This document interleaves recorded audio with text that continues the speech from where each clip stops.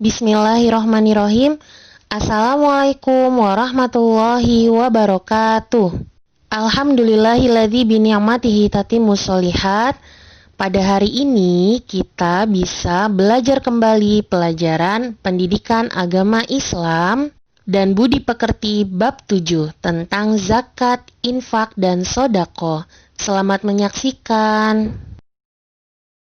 Sebelumnya, kalian pasti pernah mendengar kata zakat. Apa sih zakat itu? Insya Allah, ke depannya kita akan mempelajari tentang pengertian dan macam-macam zakat.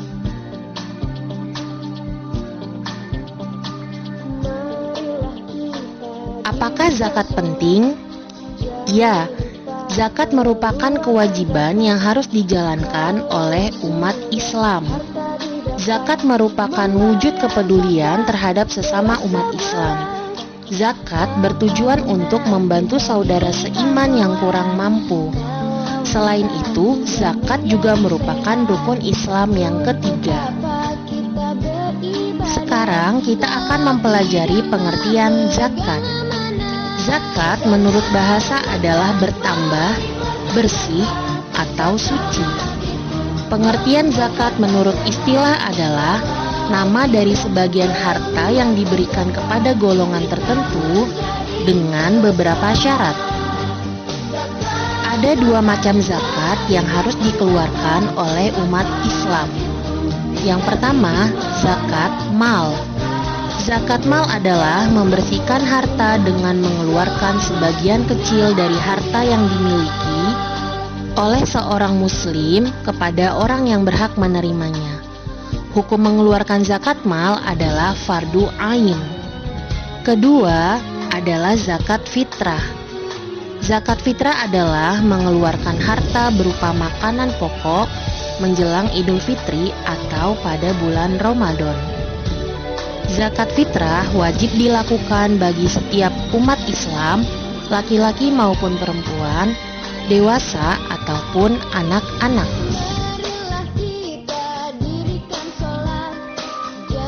Terdapat beberapa macam harta zakat mal yang harus dikeluarkan oleh seorang muslim. Harta zakat mal ini dapat dikeluarkan atau dapat dizakatkan jika nisab atau jumlah kepemilikan dan haul atau waktu yang dimiliki sudah sesuai dengan waktunya. Ada 7 jenis harta yang dapat digolongkan untuk mengeluarkan zakat malnya. Jenis harta yang pertama adalah emas atau logam mulia seperti platina, intan permata, dan lain sebagainya, serta perak. Nisab emas ini dikeluarkan jika harta yang dimiliki sudah sebanyak 20 dinar atau seberat 85 gram emas. Untuk nisab perak, jika harta yang dimiliki sudah mencapai 200 dirham atau seberat 595 gram perak. Emas dan perak ini wajib dizakati jika sudah mencapai 1 tahun kepemilikan. Dan jumlah zakat yang harus dikeluarkan adalah 2,5%. Jenis harta yang kedua adalah barang niaga atau barang perdagangan. Hal ini berlaku untuk para pengusaha. Nisabnya atau jumlah yang dikeluarkan sama dengan emas, yaitu 85 gram. Usahanya sudah berjalan selama 1 tahun dan jumlah zakat yang harus dikeluarkan ialah 2,5%. Yang ketiga adalah hasil bumi, bisa dari biji-bijian atau buah-buahan. Hal ini berlaku untuk para petani.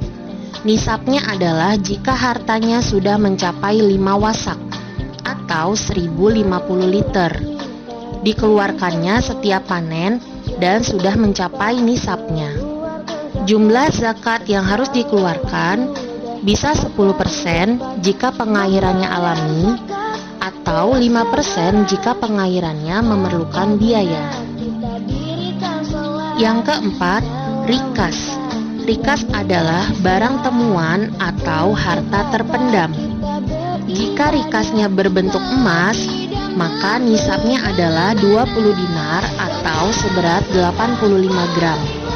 Jika barang rikasnya adalah perak, maka nisabnya adalah 200 dirham atau 595 gram perak. Barang rikas ini sudah mencapai 1 tahun kepemilikan dan jumlah zakat yang harus dikeluarkan adalah 20%. Untuk jenis harta yang kelima, 6, dan 7 berlaku untuk para peternak. Yang kelima, binatang ternak atau kambing. Nisabnya jika sudah mempunyai 40 ekor kambing dan sudah mencapai 1 tahun kepemilikan. Jumlah yang dizakati, jika dia mempunyai 40-120 ekor, maka yang harus dizakati adalah 1 ekor. Jika dia mempunyai 121-200 ekor, maka yang dizakati adalah 2 ekor. Jika dia mempunyai 201-300 ekor, maka yang wajib dizakati adalah 3 ekor. Yang keenam, binatang ternak sapi atau kerbau. Nisabnya adalah jika sudah mencapai 30 ekor dan waktunya atau haulnya telah mencapai 1 tahun. Jumlah yang dizakati, jika dia mempunyai 30-39 ekor, maka yang dizakati ialah 1 ekor sapi atau kerbau minimal berusia 1 tahun. Jika ia mempunyai 40-59 ekor, maka yang wajib dizakati adalah 2 ekor sapi atau kerbau berusia 2 tahun.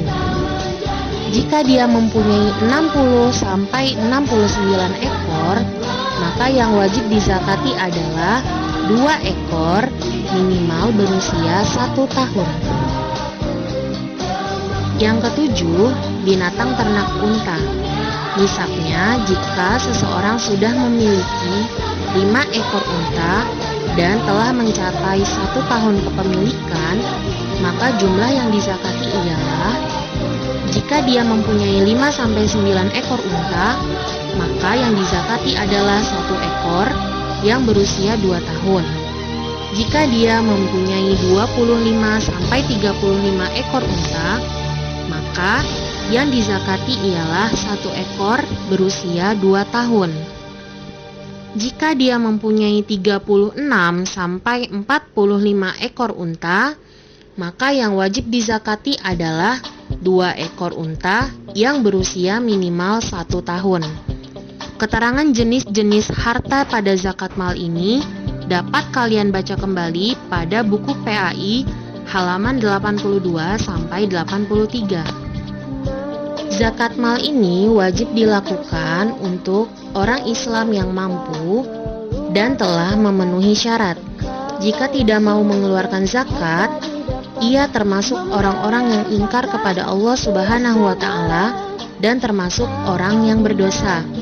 Sesuai dalam firman Allah Subhanahu wa Ta'ala tentang zakat mal pada Al-Quran surat At-Taubah ayat 103, yang artinya, ambillah zakat dari harta mereka guna membersihkan dan menyucikan mereka, dan berdoalah untuk mereka. Sesungguhnya doamu itu menumbuhkan ketentraman jiwa bagi mereka. Allah Maha Mendengar, Maha Mengetahui. Selanjutnya, zakat fitrah. Perintah zakat diterima oleh Nabi Muhammad SAW pada tahun kedua Hijriah. Dalam zakat fitrah juga ada ketentuan dan syarat-syarat yang harus diikuti. Yang pertama, syarat wajib zakat fitrah. 1. Dia beragama Islam. 2. Dia masih hidup saat akhir Ramadan atau ketika terbitnya fajar pada hari raya Idul Fitri. Yang ketiga, adanya kelebihan makanan untuk dirinya dan keluarganya pada saat itu. Besar zakat fitrah. Zakat fitrah di sini berupa makanan pokok seperti beras, gandum, dan sagu. Jumlah per orang adalah 2,5 kg atau 3,5 liter. Seorang kepala keluarga wajib membayar zakat untuk dirinya dan keluarga yang ditanggungnya. Yang ketiga, penerima zakat fitrah. Orang yang berhak menerima zakat disebut mustahik. Sementara orang yang mengeluarkan zakat disebut muzakki. Ada 8 golongan yang wajib menerima zakat. Yang pertama, fakir. Fakir yaitu orang yang tidak memiliki harta dan tidak mempunyai pekerjaan yang tetap. 2. Miskin, yaitu orang-orang yang mempunyai harta atau pekerjaan tetap tapi tidak mencukupi untuk kebutuhan sehari-hari. 3. Amil zakat, yaitu panitia atau pengurus pembagian zakat. 4. Mu'allaf, yaitu orang yang baru masuk agama Islam yang masih memerlukan bimbingan dan pembinaan keimanannya. 5. Hamba sahaya, yaitu orang-orang yang dijanjikan merdeka atau bebas. 6. Ghorim, atau orang yang berhutang, yaitu orang yang tidak sanggup membayar hutang yang dimilikinya untuk mengatasi kebutuhan hidupnya. 7. Sabilillah, yaitu orang yang berjuang demi menegakkan ajaran Allah Subhanahu wa Ta'ala. Dan yang ke-8, Ibnu Sabil atau musafir, yaitu orang yang sedang dalam perjalanan jauh untuk tujuan baik dan tidak untuk bermaksiat yang kehabisan bekal atau ongkos. Manfaat memberi zakat fitrah. Banyak manfaat yang akan dirasakan oleh para muzaki atau pemberi zakat untuk kehidupannya. Di antaranya, 1. Membersihkan jiwa manusia dari kotoran dan mendidik dirinya menjadi pemurah atau dermawan. 2. Membiasakan diri mengamalkan sifat terpuji. 3. Sebagai pernyataan rasa syukur atas nikmat yang diberikan Allah Subhanahu wa Ta'ala. 4. Terciptanya hubungan kasih sayang antara orang kaya dan orang yang kurang mampu. Selanjutnya kita akan mempelajari tentang infak dan sodaqoh. Apa sih infak dan sodaqoh? Bukankah sama dengan zakat? Baiklah, kita akan mempelajari tentang pengertian dan contoh dari infak dan sodaqoh.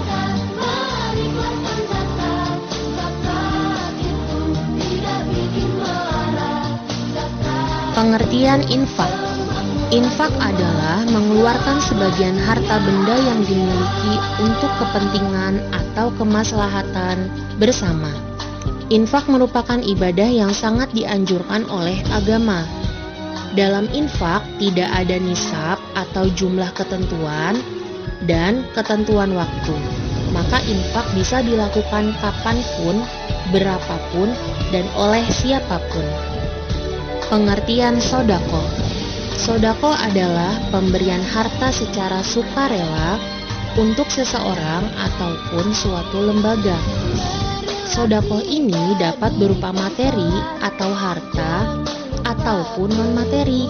Bisa dari ilmu pengetahuan yang kita miliki, jasa, dan senyum. Dalam sodaqoh tidak ada nisab dan ketentuan waktu.